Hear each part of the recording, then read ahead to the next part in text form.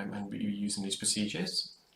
Got two patients today. The first one, patient contacted her saying that she's been diagnosed with a fungal ear infection. She was away on holiday. I think she's got a private yacht, and they jumped into the water, to the ocean water, and the ear got blocked up, and since then she's not able to hear from the right side. I'm not convinced it was a fungal infection. However, they've been prescribed Canesten ear drops, which is very good for, it's an antifungal medication, and they've been using it for a while, so it could have been, yeah, they possibly had a bit of a fungal infection, but it's not really visible to the naked eye today because they've been using these drops. All this gunk, I would say it's wet wax, keratin, and because the ear got wet, it just became very soggy, and it exacerbated her symptoms. So if you've got earwax and you go underwater, the wax absorbs all the drops and expand and swell, become wet, squelchy. The patient has got a bit of otitis externa. You can just see it as we're going into the entrance of the ear. It's very dry, very narrow. She does advise that she's got, she suffers from rashes and eczema around the body. So I've recommended some hydrocortisone steroid cream, which you can get over the counter for the external part of the ear, the concha bowl. So just from busy removing all this debris, which I feel it's wax, and you can see the eardrum there. With a fungal infection, you normally see a few spores, so kind of black or yellow, sorry, black or green dots. When I see a fungal infection, the hairs stand up on the back of my neck. It's just one of those things that make you feel a bit uneasy. I don't know what it is about it. When I see all these spores in the ear, yeah, the hairs do go up on the back of my neck. Fungal infections, you can also generally, I also noticed with fungal infections a layer of dead keratin on the eardrums, a layer of dead skin, and you can see the spores on that. That's another landmark. And also you can get candida, which is another type of fungal infection. It almost looks like a spider's web or a ball of cotton wool. And again, when I just think about that right now, and I just think of fungal infections and the spores and these kind of like a spider's web or formation of a substance that looks like cotton wool, it just makes me shiver a bit. Nonetheless, I actually enjoy removing it. It's quite satisfying.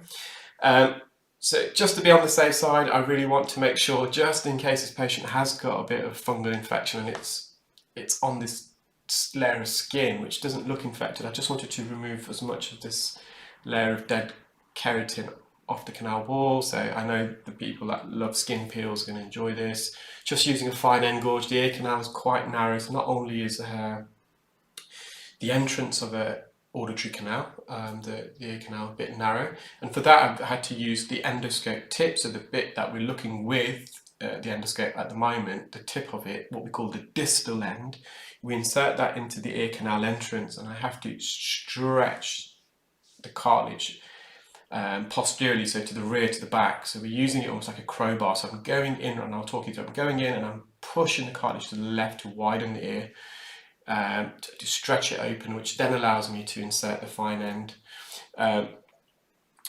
So just going near the eardrum there, just going to remove as much as we can, but safely as possible.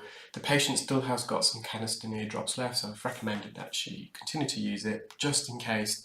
With fungal infections, they can sometimes be underlying, unbeknown. You think they're treated, but they're still there. They can be very, very stubborn and resistant, difficult to treat medically. So the patient is going to continue to use the Canesten. Just some dead keratin at the roof. Again, it's quite difficult because the ear canal is a bit narrow, so manipulating the instruments, there's less freedom in the ear to manipulate these instruments, but this is one of the benefits of endoscopic earwax removal compared to microscopic with microscopic loops. With those techniques, you use an ear speculum, which is like an ear funnel, to widen the ear, and you look through the speculum, which narrows. It has a narrowing tip, and that automatically reduces not only the view of the ear canal, but the degree of movement you can have within the ear canal with the various instruments, because you're So some of these tips of the speculum can be either 2 or 4 millimeters, and the ear canal itself is about 7 to 9 millimeters on average. So I've got full exploitation of that whole ear canal to manipulate the instrument, but when you have got a narrow ear, it is obviously a bit tricky still nonetheless. So just a bit of keratin in the anterior recess, just peeling this away. I think that's more or less done. So the eardrum looks fine. Doesn't look really heavily affected, but yeah, the entrance there is a bit of otitis externa.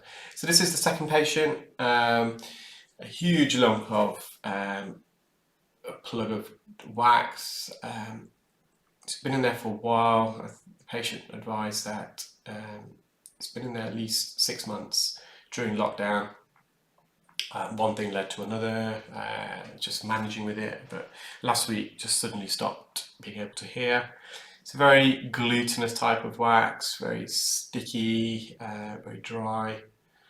Sorry, I wouldn't say dry, sorry, very wet and loose type of wax. So it's probably, so I'm doing a talk tomorrow with some GPs, and I was just researching, just refreshing my memory on earwax, the different organic compounds. So in the outer part of the ear canal, the outer third where the cartilage portion is, you have hair follicles, and you have 2 types of glands.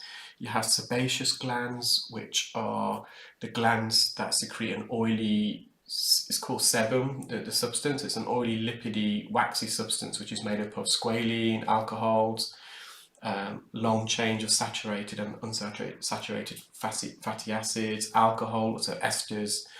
These organic compounds combined create sebum, which is the substance that we normally find on our hair. So it's the kind of the natural oil of the hair. And you also have ceruminous glands in the outer third of the ear canal. These are a modified sweat gland, so it's kind of similar glands to have what we have under our armpit. And when these 2 glands, or the secretions of the sweat and the sebum, they combine with dead skin to combine earwax. So you either get dry earwax or you get wet earwax. Dry earwax is generally found to be more with older people and people of Far Eastern descent or ancestry, or Native Americans. And it's believed, and people from colder climates, so people from colder climates, they don't have as much ceruminous glands, sweat glands, for obvious reasons. In a cold climate, you don't need these sweat glands because you want to actually retain heat, not disperse of heat through sweat. So sweat is obviously a mechanism to help regulate and reduce your core body temperature.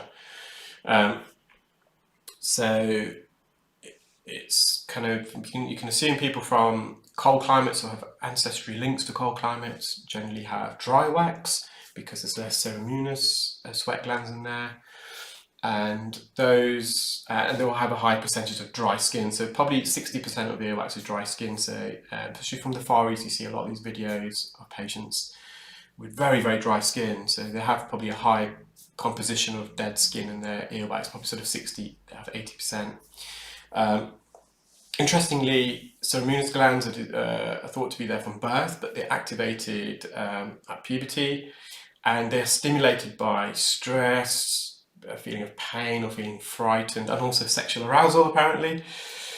Yeah, you heard it here first. There's been some interesting studies recently that you're able to measure stress levels from earwax. So one of the neurotransmitters, or should I say chemicals that are secreted by stress, is cortisol, and you can measure that through earwax. So I'm guessing there's a link there between that and the ceruminous glands. And if you think about when people are stressed, they generally sweat, or if they're nervous, they sweat. So it all has a link there. And those people with wet wax generally have the ceruminous gland, the sweat glands, which can mean they have more body odor. Again, there's a link there. People with wet wax generally have body odor, so obviously armpit odor. And sebaceous glands can be linked to diet, because a lot of those organic compounds, cholesterol, saturated fatty acid chain, esters, cholesterols, alcohol, sorry, they're all kind of in our diet. So sorry, I kind of talked through that video, but ultimately I just put some olive oil drops in there just to say change the consistency, managed to remove that in a big bowl.